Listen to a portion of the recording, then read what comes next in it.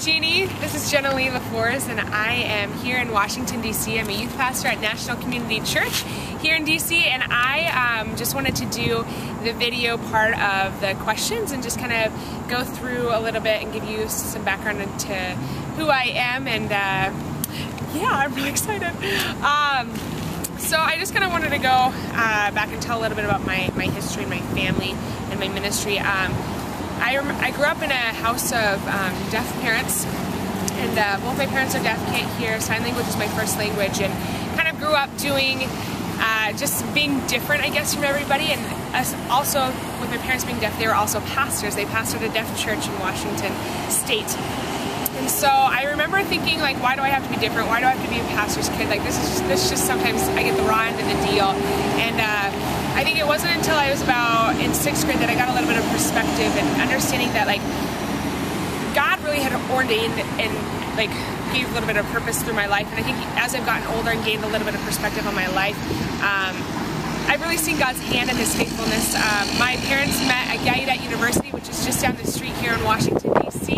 My dad got saved as a result of his marriage to my mom, and through that was called into the ministry. And so growing up in the ministry and seeing how my parents led, my sophomore year in high school, I decided, you know what, I'm sacrificing, I'm going to take this faith and own it for myself. And so had great youth pastors, I had some awesome youth leaders and people that were just investing in me.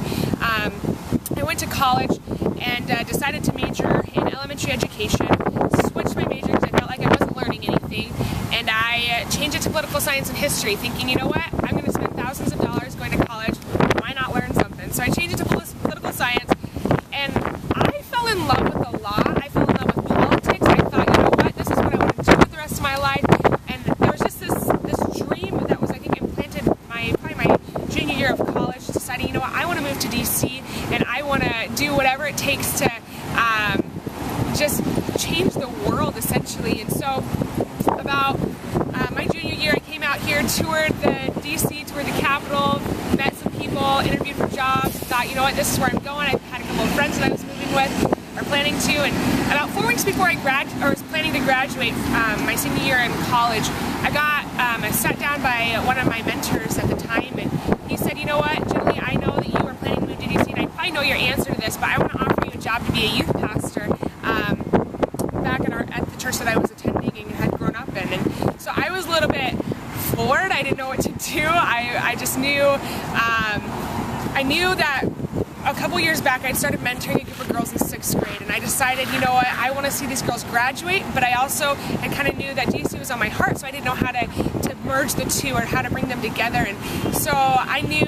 probably instantly once he offered me that job that that's what I was supposed to do. But I remember thinking, what's a girl majoring in political science and history doing in ministry?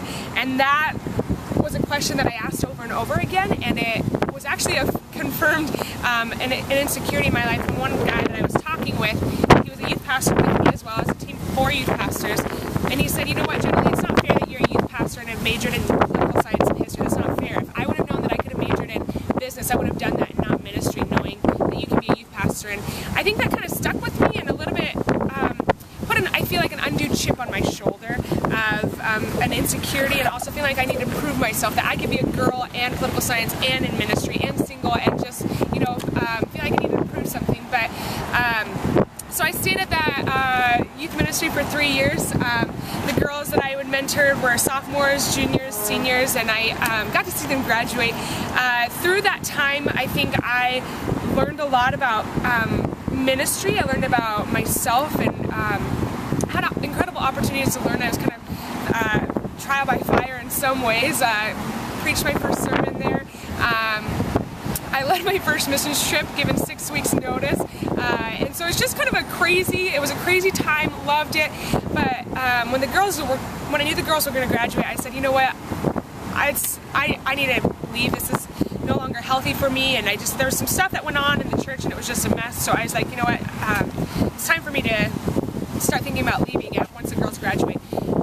I went to annual conference in Washington State. Pastor Mark Batterson spoke, and all of a sudden there was something that ignited in my heart again about Washington, D.C. And so I said, you know what, I'm going to talk to Mark, and so I did. I applied for the Protege program here in Washington, D.C., which is a year-long internship with NCC, and that's what I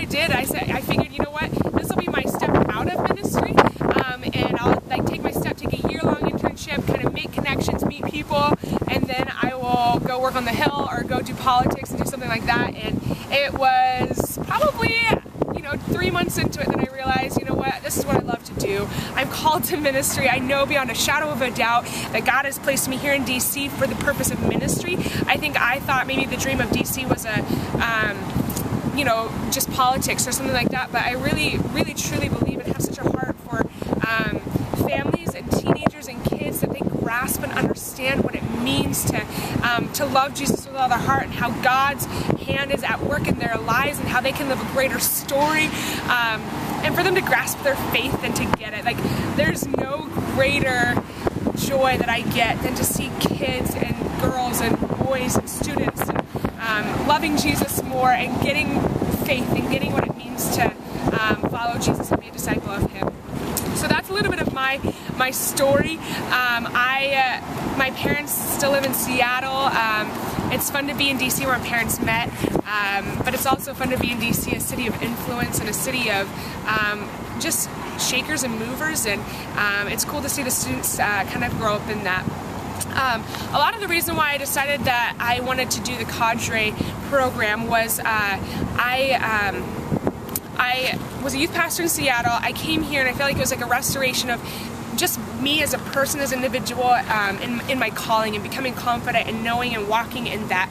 The next step that I want to take is I want to learn more about student ministry, and I want to grow, and I want to be a part of a team. I was trying to think through, I think growing up I was very much a visual learner because sign language was my first language, but the more that I think about it, I think I'm more of a group learner. I don't know if that's a style or a learning style, but I learn best in talking to other people and having those conversations. And so I think the Cadre for me would be something where I could be challenged and kind of learn how to be a better youth pastor, learn to be better at what I'm doing, so I can better reach the kids here in DC and the surrounding areas.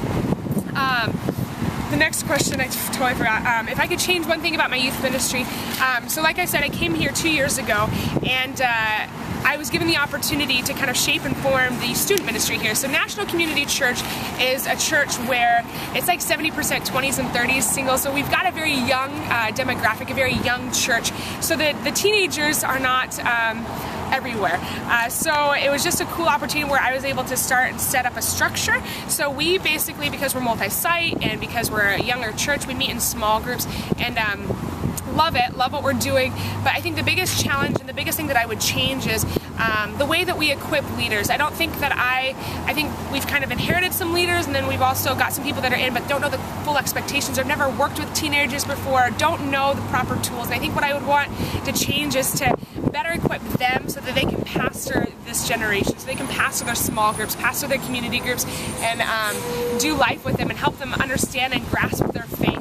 I think expectations, tools to have conversations about how to have fun, but yet how to bring in faith and how to partner with parents. I think I know that because I've been in youth ministry for 5 years, but how do I pass that on, and how do I give just that structure and that encouragement and that leadership to these leaders?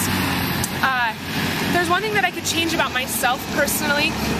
Like I mentioned earlier,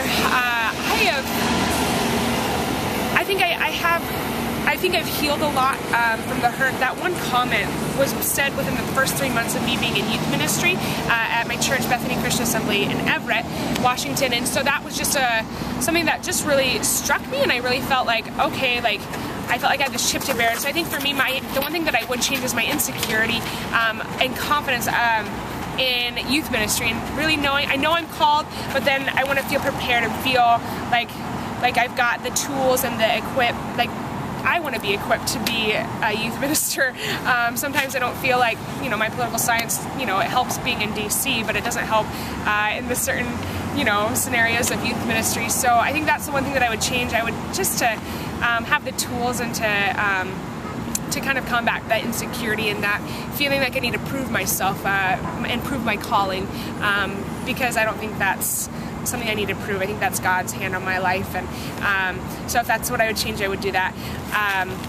But yeah, I love what I do. I love teenagers, and I love what you're doing, and I would love to be a part of the cadre. I'd love to learn and to just grasp all the information that I can, and experiences, and be better at what I do, because there's a whole generation that needs it.